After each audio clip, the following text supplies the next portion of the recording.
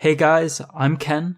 Welcome back to the channel. And today I just wanted to talk about what I think about coaching in a new industry. For those of you who don't know, I've been a mental and performance coach since 2017. I've coached business owners, entrepreneurs, company directors, instructors. I've coached people in their mid-20s all the way up into their 50s. So it's pretty safe to say that I've had a very wide range of experience so far. But now, in 2020, I'm going to be coaching in, wait for it, esports. So today I just wanted to talk about what my assumptions and expectations are going into esports and what things I think may be different. When I first started coaching, I was a little bit worried that people wouldn't be as receptive to a younger coach. I soon recognized that as long as you can provide them value and you can be effective for them, they really don't care. And so far, my work and my assumptions have been validated because some of these clients that I've worked with have stayed with me for almost 3 years. The reason why I wanted to coach so badly was because I found performance psychology and strong mentality and discipline and neuroscience so incredibly useful to my own life that I wanted to apply it to professionals in the real world. Whereas most mental and performance coaches work with people in sports, somewhat in esports, and people in the finance industry. And then 2020 came, and in May I started playing a game called Valorant.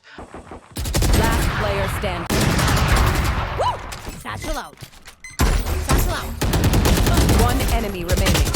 Close. You're nuts, Kenny! You're nuts. I got into the game. It got me really excited to see the birth of a new esport, and as a result, I decided to use more of my free time this year to expand into esports. The very first thing that I'm paying attention to as a coach in esports is going to be the age difference of my clients. All of my clients have been mid-20s to their 50s. And although you do sometimes get clients that don't really want to put in the work and kind of just come to you expecting a simple answer that will fix all of their problems, most people eventually do recognize that they actually have to put in self-work, a lot of reflection, a lot of discipline in order to get the changes they want out of their lives. On the flip side, in esports, a lot of the players are 17, 18, 19, 20, and some of them are up into their mid-20s and some of them in their late 20s. But for the most part, esports clients will skew younger than my current clients, for sure. My expectation is that there are going to be some younger clients that are not as open-minded and not as willing to take feedback as is needed for effective coaching.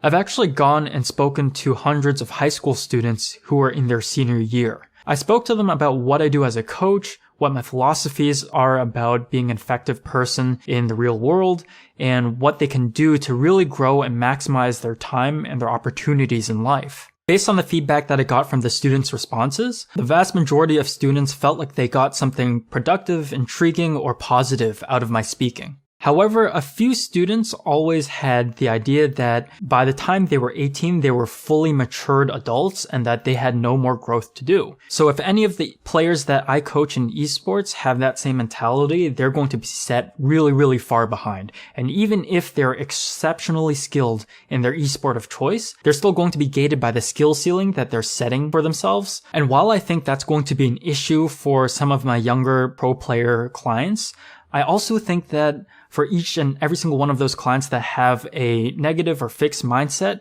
there are also going to be pro players and clients who are very open-minded, who take feedback extremely well, who are 100% in terms of learning from coaching and self-reflecting and challenging themselves.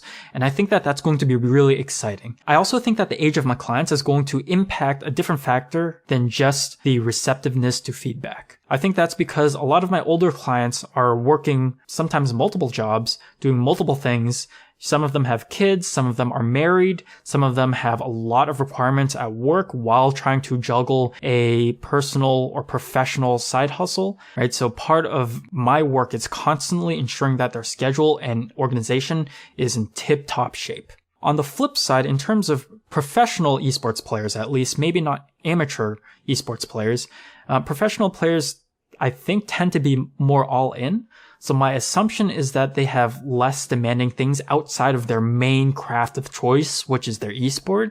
So I feel like there might be less resistance to changing up their schedule and doing other things there. I think that there will be variables. For example, there are a lot of pro players that also have to stream for revenue. Outside of those two potential differences that I'm expecting as a coach in esports, I think that mental and performance coaching is going to be very similar. Even in the real world, my work from client to client is very, very variable and is dependent on their personalities, their personal approaches, their different challenges, where they need help and where they need training and feedback the most. And I think that clients and pro players in esports are going to be no different. I think that there's going to be all sorts of different types of backgrounds with different personalities and challenges and mindsets. Honestly, I'm just really excited.